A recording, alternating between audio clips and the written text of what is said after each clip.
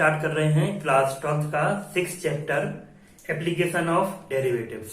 ठीक है, इसमें हम पढ़ेंगे rate of change in quantities, increasing and decreasing functions, tangent and normals, approximation and maxima minima. ठीक है, तो चलिए स्टार्ट करते हैं rate of change in quantities. ठीक है, तो ये क्या है, जैसे पहले ये बता चुके हैं कि ये एप्लीकेशन ऑफ डेरिवेटिव्स है। डेली लाइफ में डेरिवेटिव्स का क्या एप्लीकेशन है, ये इस पूरे चैप्टर में हमें पढ़ना है। और सबसे पहले है इसमें rate of change in quantities. ठीक है, थोड़ा इसका इंट्रोडक्शन हम देखें। बेसिकली इसमें है क्या, कोई ज्यादा थ्योरी नहीं है, कोई फॉर्मूले नहीं है। जैसे जैसे हम क्वेश्चन सॉल्व करते जाएंगे वैसे वैसे ये पूरा टॉपिक क्लियर हो जाएगा। ठीक है, थोड़ा हम इसका इंट्रोडक्शन दे दें तो जैसे dy अपॉन dx है। ठीक है, तो अभी तक हमने पढ़ा था कि dy अपॉन dx का मतलब होता था कि differentiation of y with respect to x। ये सबको पता है ये। ठीक है, जैसे हमने लिख दिया dx अपॉन dt, इसका मतलब क्या होता था, differentiation of x with respect to t। ठीक है, अब यहां पे इसका मीनिंग हमें क्या निकालना है कि rate of change dy upon dx क्या है, rate of change in y with respect to x। Rate of change in y with respect to x, इसके रिस्पेक्ट में, x के रिस्पेक्ट में y में क्या चेंज हो रहा है। ठीक है, मतलब रिस्पेक्ट का मतलब है कि x के नजरिए से y में कितना चेंज हो रहा है। ठीक है, क्योंकि x चेंज करेंगे हम अगर तो y भी क्या होगा, चेंज होगा। तो उसका हमें रेट निकालना है कि वो किस रेट से चेंज हो रहा है। ठीक है, इसको थोड़ा समझने की कोशिश करें हम। जैसे ये हमने ले लिया एक सर्किल। ठीक है, तो सर्किल में हमें पता है क्या होती है, उसकी रेडियस होती है ना। और जो सर्किल है ये किस पे डिपेंड करता है, रेडियस पर, है ना। रेडियस को हम चेंज करते जाएंगे तो इसका सर्कमफ्रेंस भी चेंज होगा, इसका एरिया भी चेंज होगा। ठीक है, तो मान लो उन्होंने दे दिया कि रेडियस को अगर हम चेंज करें तो एरिया में क्या चेंज होगा। मतलब एरिया मान लो क्या है, ए है अगर, तो dA अपॉन dr। ठीक है, इसका मतलब क्या हुआ कि रेडियस के रिस्पेक्ट में अगर रेडियस को हम चेंज कर रहे हैं तो एरिया में क्या चेंज हो रहा है। ठीक है, तो dA अपॉन dr का मीनिंग ये हो गया। एक तो ये पूछ सकते हैं। दूसरा क्या पूछ सकते हैं कि टाइम के रिस्पेक्ट में, ठीक है, रेडियस में कुछ चेंज हो रहा है, एक तो ये पूछ लेंगे वो। दूसरी चीज क्या पूछ सकते हैं कि dr अपॉन dt दे देंगे वो, कि टाइम के रिस्पेक्ट में रेडियस में कुछ एरिया में चेंज, या तो वो विद रिस्पेक्ट टू रेडियस पूछ सकते हैं कि अगर रेडियस में जो चेंज हो रहा है उसके रिस्पेक्ट में एरिया में क्या चेंज हो रहा है, या एरिया में चेंज वो टाइम के रिस्पेक्ट में पूछ सकते हैं, with respect to time. T है ये किसको रिप्रेजेंट करेगा, टाइम। ठीक है, यानी रेडियस में टाइम के रिस्पेक्ट में अगर कुछ चेंज हो रहा है तो एरिया में उसी टाइम के रिस्पेक्ट में कितना चेंज हो रहा है ना। ये दो चीजें ये पूछ सकते हैं, तो dA अपॉन dr या dr अपॉन dt। ठीक है, तो बेसिकली इस टॉपिक में, इस एक्सरसाइज में यही मिलेगा हमें कि कुछ क्वांटिटीज दी रहेंगी, है ना। उन क्वांटिटीज में, कुछ क्वांटिटीज में चेंज दिया रहेगा और कुछ में हमें निकालना पड़ेगा। जैसे एरिया ऑफ सर्किल में हमने देखा कि रेडियस में चेंज अगर हो रहा है तो एरिया में चेंज क्या होगा, ये पूछेंगे, है ना। ऐसे ही क्या हो सकता है, रेक्टेंगल हो सकता है कि उसमें लेंथ में और विड्थ में कुछ चेंज हो रहा है तो उसकी एरिया में क्या चेंज होगा, है ना। ऐसे क्यूब, क्यूबॉइड, है ना, और सिलेंडर, कौन, कुछ भी हो सकता है।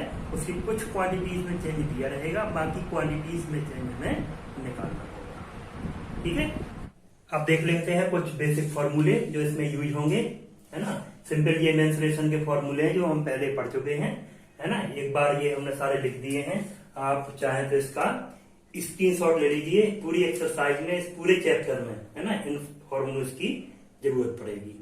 ठीक है, क्या है, area of rectangle L into b, parameter of rectangle, area of square, parameter of square, volume of cube a cube, surface area of cube 6a square, volume of sphere 4y, cone, total surface area of cone. ठीक है, तो ये basic formulas हैं जिनकी जरूरत हमें पूरी exercise में पड़ेगी। इसलिए अब कुछ क्वेश्चन करके देख लेते हैं। फर्स्ट क्वेश्चन है find the rate of change of the area of circle with respect to its radius r when are equal to 3 r equal to 4। ठीक है, पहले हमें क्या करना है, क्वेश्चन को बहुत अच्छे से रीड करना है। ठीक है, बहुत अच्छे से पढ़ने के बाद उसमें देखना है कि क्या दिया गया है और क्या हमें निकालना है। ठीक है, सबसे पहले क्या है, देखो find the rate of change of the area. एक चीज हमें लगेगी कि किसमें रेट ऑफ चेंज निकालना है, एरिया में। ठीक है, with respect to its radius, किसके रिस्पेक्ट में निकालना है, रेडियस के रिस्पेक्ट में निकालना है। मतलब और कब निकालना है, जब r इक्वल टू 3 है।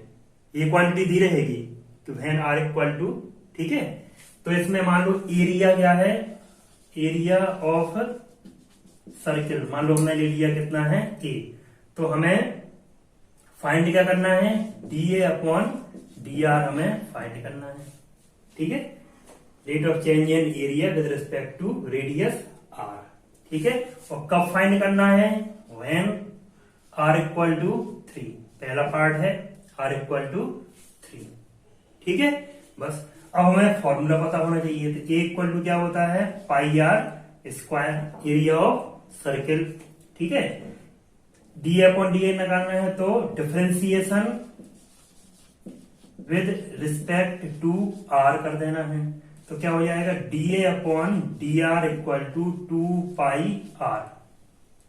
ठीक है, 2 पाई कॉन्स्टेंट है, r कितना दिया है, 3 दिया है, तो dA upon d r equal to 3 रख देंगे तो कितना हो जाएगा, 6 पाई। ठीक है, सेंटीमीटर स्क्वायर, यूनिट जरूर लिख देना है, सेंटीमीटर स्क्वायर इसकी यूनिट होती है, क्योंकि सेंटीमीटर दिया है ना, यूनिट का ध्यान रखना है, जो यूनिट है वो यूनिट इसकी लिख देना है, सेंटीमीटर स्क्वायर। चलिए नेक्स्ट क्वेश्चन देखते हैं। नेक्स्ट क्वेश्चन है the radius of a circle is increasing uniformly at the rate of 3 centimetre per second, find the rate of which the area of the circle is increasing when the radius is 10 centimetre. ठीक है, तो सबसे पहले हमें अच्छे से पढ़ लेना है क्वेश्चन को दोबारा, है ना। तो इसमें क्या दिया है, radius of circle increasing at the rate of 3 centimetre per second. ठीक है, तो जो चेंज है वो किसके रिस्पेक्ट में हो रहा है, ये हमें यहां से पता चलेगा। पर सेकेंड है मतलब टाइम, ये किसकी यूनिट होती है, टाइम की। मतलब रेडियस में चेंज किसके रिस्पेक्ट में दिया है, टाइम के रिस्पेक्ट में। ठीक है, यानी क्या दिया है हमें, D R upon D T कितना है, 3 सेंटीमीटर पर सेकेंड। ठीक है, find the rate at which the area of the circle increasing, यानी D A upon D T हमें फाइंड करना है। और कब फाइंड करना है, when are equal to 10 centimetre. ठीक है, क्लियर है। क्वेश्चन से सारी जो चीजें दी हैं वो सब हमें निकाल लेना है ना, इस पर ध्यान देना है, किसके रिस्पेक्ट में है यहां से पता चलेगा। और जिसके रिस्पेक्ट में रेडियस में चेंज हो रहा है उसी के रिस्पेक्ट में हम क्या निकालेंगे, एरिया में चेंज निकालेंगे। ठीक है, तो D R upon D T, तो यहां लिख देना है पहले तो कि एरिया कितना है ए और रेडियस हमने कितनी ले ली, आर। ठीक है, तो ये क्या हो जाएगा हमें given, D R upon D T, तो D A upon D T हमें फाइंड करना है। ठीक है, एक चीज और बहुत इंपॉर्टेंट इसमें ध्यान रखना है कि इंक्रीजिंग का मतलब है बढ़ रही है, मतलब रेट ऑफ चेंज क्या होगा, पॉजिटिव। ठीक है, ये ध्यान रखना है कि अगर इंक्रीजिंग लिखा है तो जो रेट ऑफ चेंज है हमारा, रेट ऑफ चेंज कैसा होगा, पॉजिटिव। अगर डिक्रीजिंग है तो जो रेट ऑफ चेंज है वो क्या होगा, नेगेटिव। ठीक है, ये ध्यान रखना है, किसी किसी क्वेश्चन में बोल देते हैं डिक्रीज हो रहा है तो रेट ऑफ चेंज हमें निगेटिव ले लेना है। ठीक है, जो भी उसमें दिया होगा रेट ऑफ चेंज वो माइनस साइन उसमें लगा देना है। ठीक है, ये थोड़ा ध्यान रखना है। बस ये हमारा क्वेश्चन हो गया। अब सॉल्व करना स्टार्ट करते हैं इसको। सबसे पहले वो एरिया का फॉर्मूला, एरिया हमें पता है कितना होता है, पाई आर स्क्वायर। अब विद रिस्पेक्ट टू हमें टी निकालना है, तो क्या कर देंगे, differentiation with respect to t, ये हो जाएगा dA upon dt equal to 2πr dr upon dt। ठीक है, अब इसमें देख लो 2π तो कांस्टेंट है, r ठीक है, r कितना रखना है हमें, 10 रखना है, dr अपॉन dt कितना रखना है हमें, 3 रखना है, ये रख देंगे 2π इंटू 10 इंटू 3π। ठीक है, ये निकाला है हमारा dA अपॉन dt। अब सबसे इंपॉर्टेंट चीज जो है, क्वेश्चन को यहीं पे हमें नहीं छोड़ना है, इसकी यूनिट जरूर लिखना है। ठीक है, तो हमें ये तो पता है कि टाइम के रिस्पेक्ट में हो रहा है, मतलब क्या आएगा यहाँ पे, पर सेकेंड, क्योंकि पर सेकेंड है यहाँ पे। और ऊपर क्या आता है, जो एरिया की यूनिट है, एरिया की यूनिट क्या होगी, सेंटीमीटर में है तो क्या हो जाएगी, सेंटीमीटर स्क्वायर पर सेकेंड। ठीक है, ये हमारा आंसर हो जाएगा। ठीक है, तो बहुत सिंपल क्वेश्चन होते हैं, बस उसमें से हमें क्या क्या हमारी काम की चीजें हैं ये सारी निकाल लेना है, गिवन में लिख देना है, किसके रिस्पेक्ट में चेंज हो रहा है, क्वेश्चन से हमें यूनिट से ये पता चल जाएगा, और किस में चेंज हमें निकालना है वो हमें फाइंड करें। तो आई होप आपको ये जो इंट्रोडक्शन है वो समझ में आ गया होगा।